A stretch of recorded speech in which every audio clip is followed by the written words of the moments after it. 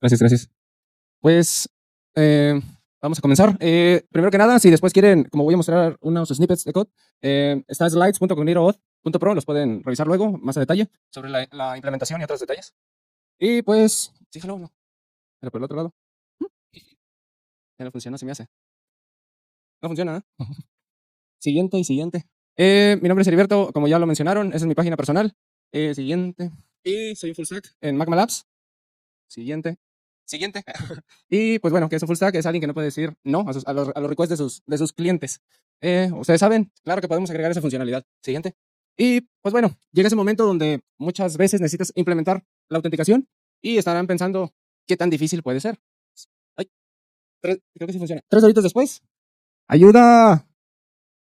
Y me gustaría que jugáramos un juego que le llamaremos estimando el tiempo de desarrollo para la autenticación. ¿Alguno de ustedes ha implementado autenticación en su aplicación recientemente? Que diga, ¿cuánto tiempo te gusta para implementarla? Una semana, ok.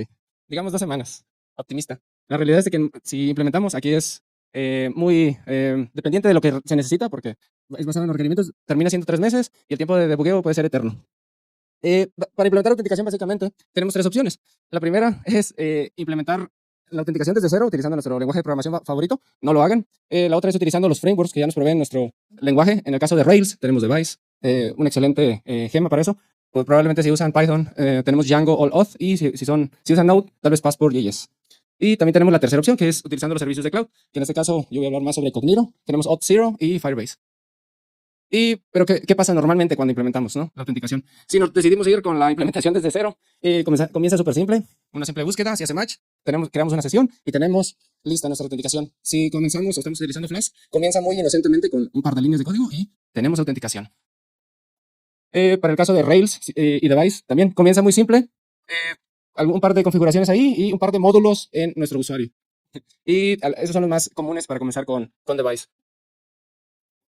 Pero como es de esperarse, después de un par de días, nos llenamos de configuraciones, de opciones que necesitamos soportar, single sign-on, el refresh token, si tenemos mobile apps, tenemos que traquear un montón de cosas. Y un montón de excepciones, de condiciones, tenemos que hacer el handling de las excepciones y tal vez un poco de seguridad, haciendo un rate limiting para que no hagan uso excesivo de nuestra autenticación y nuestros endpoints para eso. Y el single sign-on, también traquear un par de cosas como de devices y otras cosillas por ahí. El MFA también entra por ahí. Y si estamos utilizando nuestra aplicación, tal vez tenemos que responder con algunos tokens, además de crear la sesión. En fin, se vuelve un código bastante grande al final. Igual en el caso de Django, un par de paquetes, después tenemos un montonal de paquetes. Y igual con Device, se vuelve esa configuración inicial simple en un monstruo, ¿no? Un monstruito. Y todos los módulos que necesitamos, ahora necesitamos un montón por seguridad, por soportar diferentes opciones. Y lo mismo, más módulos. En algún momento llega ese punto donde no tenemos idea de qué pasa si queremos hacer algunas modificaciones, dependiendo del framework que estemos utilizando. Y esto pasa por muchas razones. Alguna de ellas es que no tomamos en cuenta desde el comienzo algunos requerimientos que vamos a necesitar y que en realidad ya son un tanto estándar en este momento. Vamos a revisar alguno de ellos. Como todos sabemos, es más simple dar clic a ese single sign-on de Google que tener que recordar un nuevo password.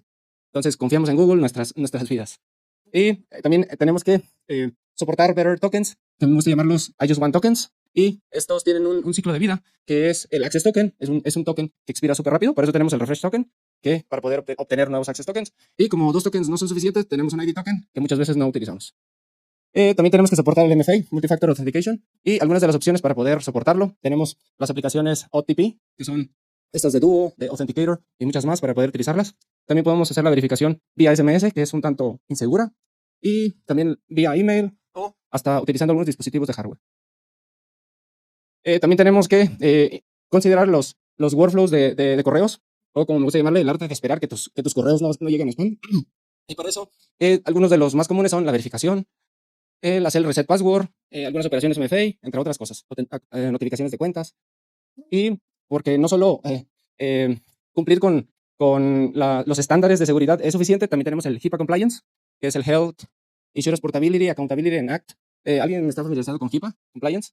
Y pues algunos requerimientos claves de aquí es el encryption REST, la inscripción en tránsito, tener controles de acceso, tener logueo de todo lo que sucede y en algunos casos firmar algunos BAAs con los proveedores si vamos a compartir información sensible con ellos.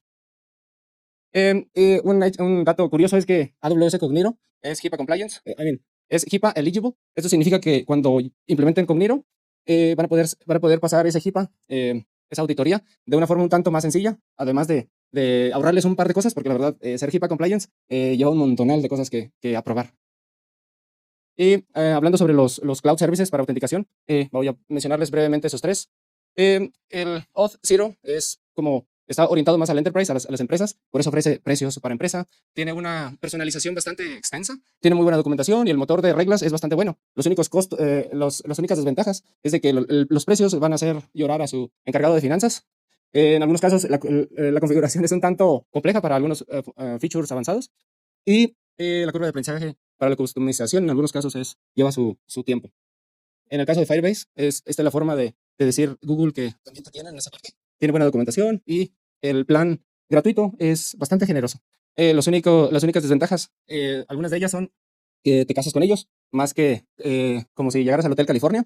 La customización es bastante limitada y los costos crecen bastante rápido. En el caso de AWS Cognito, le veo más ventajas. Una de esas es la forma de AWS de decir, ¿a poco estás utilizando otra cosa? Es bastante bueno en sus costos. Tiene una gran integración con todos los servicios de AWS. Es HIPAA elegible y es bastante flexible. Y ahorita vamos a ver un poco más sobre los user pool. Y algunas de las desventajas es de que la documentación es un tanto difícil de entender en algunos casos. También tiene su curva de aprendizaje, sobre todo para en general el ecosistema de AWS. Y tiene algunas limitaciones en la personalización, que también vamos, ahí está en asterisco porque se puede expandir más. Y bueno, ahora, si ya me decidí por Cognito, ¿cómo lo podemos configurar? Hay básicamente dos formas. Una es utilizando el wrapper de With Authenticator y la otra es customizando todos los componentes que necesitemos, pues ahora sí que a nuestras necesidades. Y para los dos casos, tenemos la forma que yo recomendaría de trabajar con Cognito es utilizando Amplify. Entonces, podemos configurar nuestro Cognito, entre ellos algunas configuraciones es el user pool, algunos datos de conexión y algunas configuraciones para cómo trabajaremos con ese user pool. ¿Sí? La opción 1, o sea, utilizando ese grabber, es el acercamiento de 5 minutos. En 5 minutos tú tienes una autenticación. Solo con esas líneas de código, básicamente es un wrapper de tu aplicación. En este caso, voy a estar mostrando el código de React. Y bueno, después de ese código, tu PM va a estar súper feliz porque en menos de 5 minutos tienen autenticación. Pero hay algunas ventajas y desventajas. La primera es pues rápido, ¿no? Tenemos todos los componentes ya construidos y por default están funcionando. Nuestro PM va a pensar que somos unos magos al hacerlo tan rápido. Algunas de las desventajas va a ser que nuestra aplicación va a lucir como a cualquier otra aplicación de Amplify, un tanto cuadrada, como mencionaba por ahí algún speaker, pues no es la mejor UI, pero es funcional. Y si quieren customizarlo, va a ser tan difícil como pintar un auto en movimiento. Y tal vez a su diseñador experto en UX, tal vez le dé un ataque de pánico.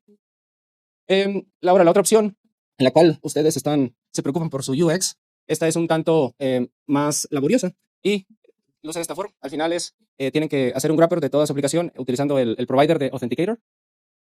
Y una vez que tengan su wrapper, van a comenzar a personalizar cada uno de los componentes. En este caso, estamos personalizando el de login. Ya nos provee AWS nos provee con los hooks. En este caso es el de sign-in. Es tan fácil como invocarlo y después comenzar a manejar los errores o cualquier paso pendiente, porque hay un montonal de escenarios, ¿no? Donde el usuario no terminó el registro, pero ya se quiere loguear, hay que redireccionarlo. Por ahí viene entonces, si quedó algo pendiente, si sí completaste y confirmaste tu cuenta, entonces ya te redirecciona a algún punto. Y, en fin, si vamos a utilizar algún tipo de confirmación custom, igual ahí es el momento para redireccionarlo y decirle, hey, termina tu registro, por favor. Y eso se aplica para todos los demás componentes, para sign up, reset password, confirmation email y todo lo que necesiten. En este tiempo que he trabajado con Cognito, hay algunas lecciones que he aprendido. Una de ellas es un tanto importante y es como que la principal para comenzar y es entender un poco de esto de los user pools, que en simple términos es tu tabla de usuarios. Y es importante que no solo comiencen con cualquier tutorial y que digan después cambio las cosas. Es muy importante que desde el primer acercamiento a los user pools definan ahora sí que su user pool como si fuera una misión a Marte, porque después, si quieren cambiar algo de esas configuraciones, de esos campos, va a ser un tanto difícil. Ahora sí que como si estuviera escrito en piedra, y la única forma de cambiarlo va a ser tener que crear un nuevo user pool y migrar todos sus usuarios, que también les va a dar un poco de trabajo. Entonces, es muy importante planear muy bien qué van a hacer, sus datos, cómo van a usar. Por ejemplo, es importante que conozcas cuáles son los atributos estándares que ya te ofrece. Son varios, por ahí es una lista bastante grande. Y para que los comiencen a utilizar. Después de eso, si ninguno de esos les sirve, es bueno, ya pueden ustedes comenzar a crear, definir nuevos y también definir si son opcionales, si son requeridos, en fin. Pero es importante que definan Ahora, lo único que es cierto es que los requerimientos van a cambiar. Eso siempre pasa con los clientes. Entonces, pero por lo menos las cosas base, por ejemplo, si van a loguearse con email o con username o con phone number o una combinación, se puede. Siempre es posible, solo que hay que configurar un poco más el user pool para que se adapte a nuestras necesidades desde el comienzo. Algunas otras. Algo importante también es si van a querer después buscar por ciertos atributos, es importante planear eso, porque después es bastante difícil o es bastante costoso buscar en los atributos custom y de hecho cobra el servicio de AWS por búsquedas si estas son muy costosas o tienes muchos usuarios, ¿no? Y algunos otros tips es esto de almacenar. A mí me gusta, bueno, eso de que les comentaba es como el Hotel California, pero de los datos de usuario, porque está como que bien definido desde el comienzo y ya después no puedes cambiar tan fácilmente. Cognito te cobra por usuario activo más el almacenamiento de data. Generalmente para una startup eso es gratis, no cuesta. Y entonces definir los datos es muy importante. Para esto me gusta seguir un acercamiento híbrido donde lo básico se utiliza de Cognito y tal vez en su base de datos pueden guardar alguna información adicional o crear una nueva tabla y siempre utilizar en el Golden Key, que es el sub, que es un UID, que es el identificador al final del usuario, y vincular con tu tabla de usuario o de tablas adicionales a la data que quieras y vincularlo. De esa forma puedes al final hacer un link entre el usuario y su data. Y de esa forma también podrían tener más flexibilidad para búsquedas en local eh, que tener que utilizar el servicio de Cognito para buscar algo, ¿no? Otra de las cosas interesantes es que si ustedes le van a preguntar a un chatbot sobre esto de las customizaciones y todo esto, generalmente por default trata de darles información sobre la versión anterior, que era la V5 creo, y para eso vamos a ver los siguientes slides para ver cómo lucía la versión viejita. Era un tanto monolítica y solo utilizaba una clase, la clase auth. Sobre esa clase auth se utilizaba el sign-in, sign-up y todos los métodos para obtener datos del usuario, su sesión y otras cosas. Y también no se veía tan orientada a TypeScript, parecía un código más como del 2022. Y ya, la nueva versión es un tanto más una opción más a la carta donde tú pides lo que necesitas y como aquí ya se seccionó AWS Amplify, si quieres solo utilizar el auth y sus hooks, sus métodos, solo mandas llamar eso, es un tanto más, puedes importar métodos individuales y esa es básicamente la diferencia entre la versión viejita, la nueva, para si llegan a pedir código, dame este código, saber que no, esa no es la versión que quiero usar, ¿no? Sobre todo si van a comenzar desde cero. O si quieren migrarse después, están utilizando. Y igual, la forma de gestionar los usuarios, sus datos cambió un poquito. Está separada, es más eficiente. Aquí está un ejemplo del Multifactor Authentication. También era como un tanto misterioso lo que sucedía al momento de querer utilizarlo. Ahora es un poco más claro la forma en cómo vamos a manejar las excepciones y algunas de las opciones de ese Confirm Signing. Y la manera también de gestionar los tokens era un poco diferente. Y también, en general, de Amplify, la configuración es un tanto más lógica y más seccionada. O como obtener tu Access Token. Aquí una cosa interesante es, antes, bueno, aquí, esta es la forma previa de cómo obtenerlos. Ahora ya accedemos directamente al Access Token, vemos los tokens que están disponibles. Y para eso, si tienen dudas en qué va a suceder si ya expiró mi token, pues podemos aplicar la programación defensiva, ¿no? Que es básicamente si no hay un token, si hay una excepción, pues volvemos a regenerar un token ahí. Que eso, eso. ¿Por dónde voy? Solución.